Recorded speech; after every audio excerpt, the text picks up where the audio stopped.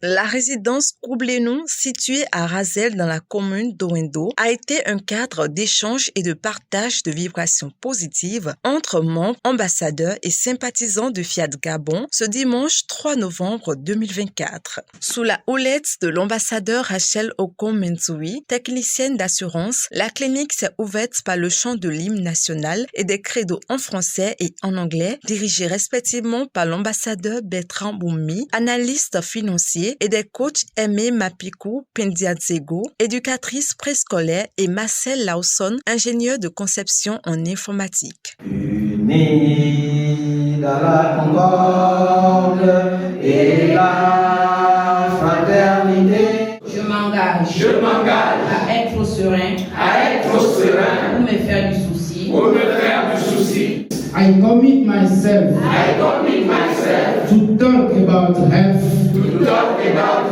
Les décrets de bienvenue ont été ensuite prononcés par le coach Jean-Claude Fouti-Kikombi, ingénieur informaticien. Je vous prie d'être concentré, de vous tenir prêt à recevoir cette phrase ou ce mot qui va complètement chambouler nos vies. Soyez attentifs. Le coach Armel Mbumba, gestionnaire comptable, a adressé ces quelques mots à l'assistance concernant son attachement à l'association Fiat Monde. Il y a Dieu dans le Fiat.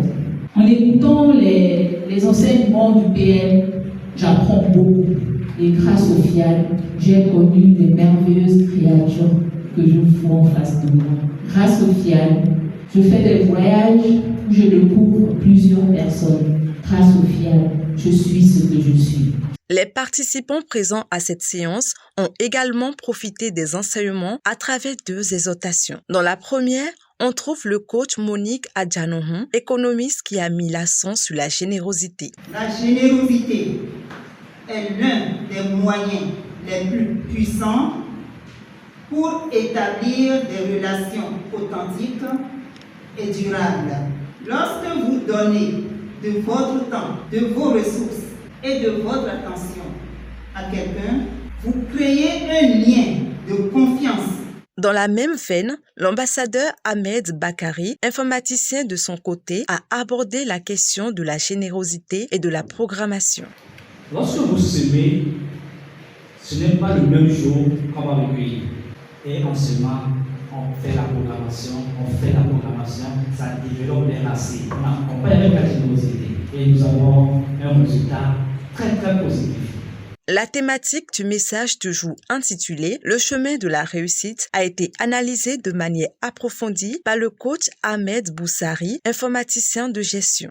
La réussite n'est pas l'atteinte de l'objectif fixé, mais plutôt le sentiment d'accomplissement, de progression vers les objectifs fixés. Le chemin vers la réussite comporte 3 étapes. Étape numéro 1, oublier ses objectifs. Je lâche prise et je confie mes objectifs à Dieu. Je suis détendu, je suis serein et je suis confiant. La seconde étape vers le chemin de la réussite, c'est programmer sans cesse. La programmation est simple. Elle consiste à répéter de belles choses sur soi et laisser Dieu l'amener dans notre réalité.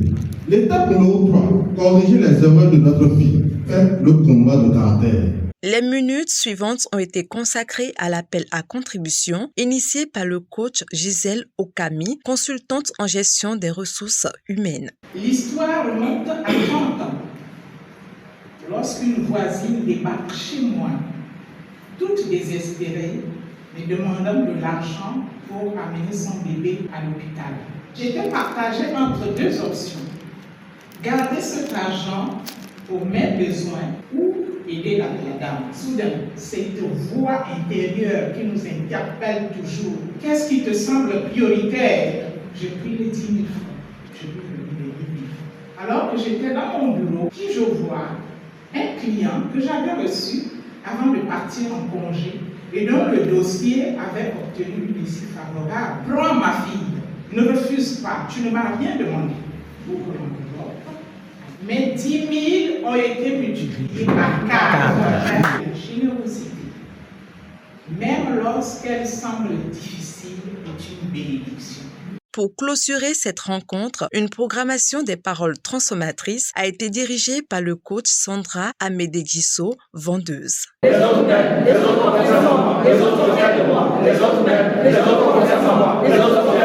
Comme le montrent les images, l'ambiance ce soir a été conviviale et festive.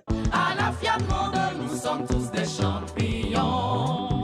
Pense comme un champion, parle comme un. Aujourd'hui, j'ai retenu que sur le chemin de la réussite, il faut pouvoir aussi confier ses objectifs à Dieu pour permettre que Dieu s'en charge. Pour trouver le chemin de la réussite, il faut oublier ses objectifs, programmer, corriger son caractère et profiter de chaque instant.